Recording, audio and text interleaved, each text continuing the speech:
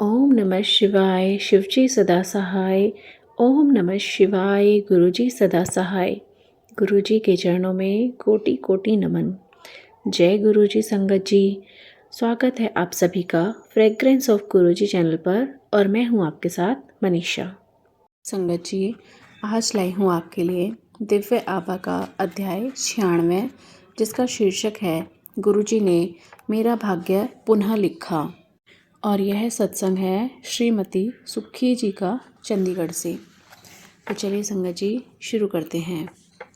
हो जाए यदि पृथ्वी कागज़ और सब वृक्ष मेरी लेखनी, 7 सागर हों स्याही, लिख नहीं पाऊँ फिर भी गुरुजी स्तुति आपकी।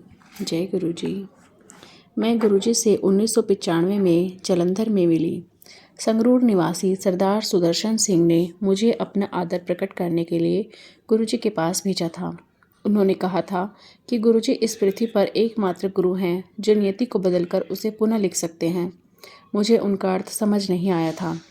जिस दिन मैं गुरुजी से मिली, उन्होंने मुझे छावनी तक कार में ले जाने के लिए कहा, क्योंकि वह दिल्ली में बड़े मंदिर भवन निर्माण के बारे में किसी को फ़ोन करना चाह रहे थे।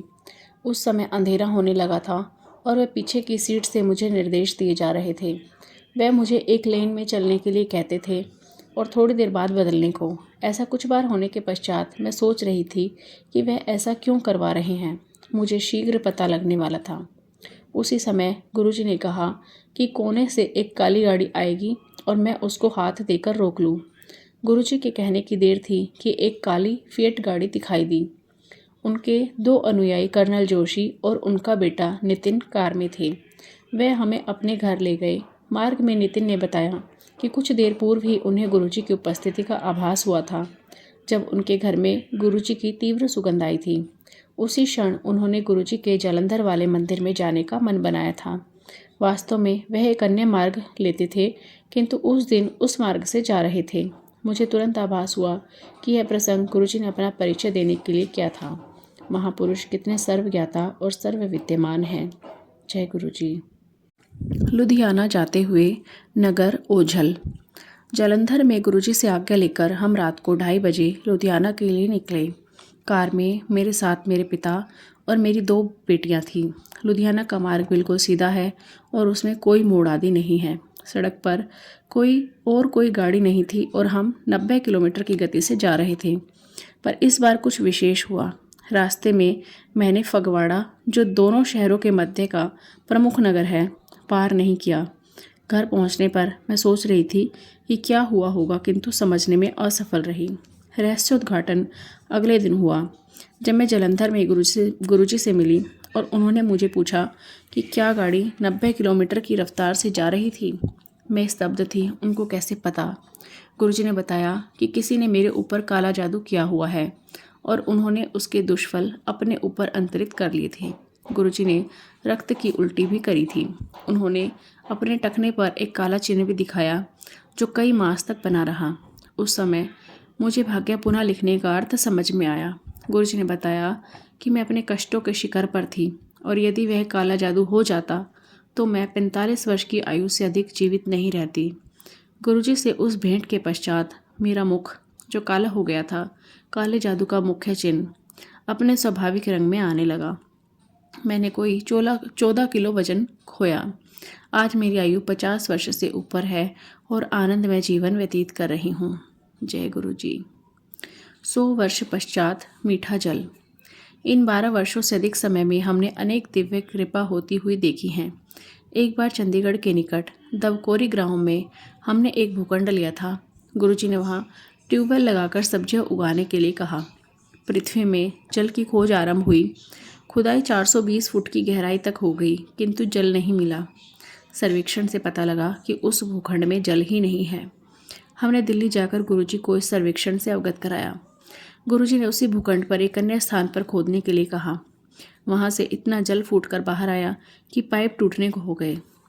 आश्चर्यजनक रूप से वह मीठा था और उसमें से नीले कंकड़ निकल रहे थे। गुरुजी को धन्यवाद करने हम दिल्ली गए। उन्होंने कहा कि गुरु नानक देव ने जहाँ वह बैठे थे उसके निकट से जल निकाला था। उन्होंने यहाँ 250 किलोमीटर दूर दिल्ली में बैठकर जल निकाला है और यह जल 100 वर्ष के बाद आया है। दबकोरी गांव में सब अचंभित थे। गुरुजी ने चेतावनी दी कि यदि उसका जल बेचा तो वह कूप सूख जाएगा। जय गुरुजी। गुरुजी ने दिव्य विभूतियों के दर्शन करवाए। शेखो साहब आध्यात्म ज्ञान में दक्ष अपने बड़े भाई के साथ गुरुजी के दर्शन करने जलंधर आए। गुरुजी उन्हें अंदर एक कमरे में ले गए। गुरुजी ने एक बिस्तरे को हीरो के जेवरों से भर दिया और उनमें से कोई भी उठाने के लिए कहा। गुरुजी ने उन्होंने इन भौतिक वस्तुओं से दूर रखने के लिए निवेदन किया। फिर गुरुजी ने उनसे पूछा कि उन्हें क्या चाहिए। शेखो साहब ने उत्तर दिया कि वह गुरु नानक के दर्शन करना चाहते हैं। गुरुजी मुस्कुराकर बाहर चले गए। 1.5 मास के पश्चात एक दिन शेखो साहब अपनी पहली मंजिल के कक्ष में समाधि में थे, जिसके दोनों द्वार अंदर से बंद थे। गुरुजी उनके समक्ष उपस्थित हुए, उनको समाधि से चेतनावस्था में लाए और गुरु नानक देव के दर्शन दिए। पूरे 45 मिनट तक वह एक शैया पर बैठे हुए उनके दर्शन करते रहे। वह उन्हें 10 सिख गुरुओं मीरा और कबीर के दर्शन करवा चुके हैं। मंदिरों और गुरुद्वारों में लगे हुए उनके चित्र उनके वास्तविक रूप से भिन्न हैं, ऐसा शेखो साहब कहते हैं। गुरुजी जीवन और मृत्यु नियंत्रित करते हैं। वह देवी देवताओं के दर्शन करवाते हैं और स्वयं को शिव रूप में दिखाते हैं। फिर वह कौन है? साक्षात परमात्मा। उन्होंने हमारे दुष्कर्मों की कर्माग्नि को नष्ट करने के लिए जन्म लिया है। फिर ऐसे एक गुरु की सेवा क्यों ना करी जाए, जिनके बिना मन के द्वार नहीं खुल सकते, क्योंकि किसी और के पास उसकी चाबी नहीं है। जय गुरुजी। अनंतम अनंतम शुक्राना गुरुजी। तो संगत जी, कैसा लगा आज का अध्याय कमेंट करके ज़रूर बताइएगा। अगर आपको सत्संग अच्छे लग रहे हैं तो सत्संग को लाइक करें और अन्य संगत परिवार के साथ भी चैनल को शेयर करें। संगत जी, कमेंट करके मुझे ये भी ज़रूर बताइएगा कि दिव्य आभा के अध्याय ख़त्म होने वाले हैं। क्या इसके बाद आप लोग शिव पुराण सुनना चाहेंगे? अगर हाँ तो कमेंट करके ज़रूर बताइएगा। तो हम इसके बाद शिव पुराण शुरू करेंगे। अगर आप भी अपना कोई सत्संग हमारे चैनल पर शेयर करना चाहते हैं तो डिस्क्रिप्शन बॉक्स में दिए गए व्हाट्सएप नंबर या ईमेल आईडी पर आप अपना सत्संग ऑडियो या वीडियो में रिकॉर्ड करके हमें भेज सकते हैं। तो चलिए संगत जी, अध्याय की समाप्ति करते हैं मंत्र जाप के साथ। आप भी कीजिए मेरे साथ। ओम नमः शिवाय, शिवजी सदा सहाय। ओम नमः शिवाय, गुरुजी सदा सहाय। ओम नमः शिवाय, शिवजी सदा सहाय। ओम नमः शिवाय, गुरुजी सदा सहाय। ओम नमः शिवाय, शिवजी सदा सहाय। ओम नमः शिवाय, गुरुजी सदा सहाय।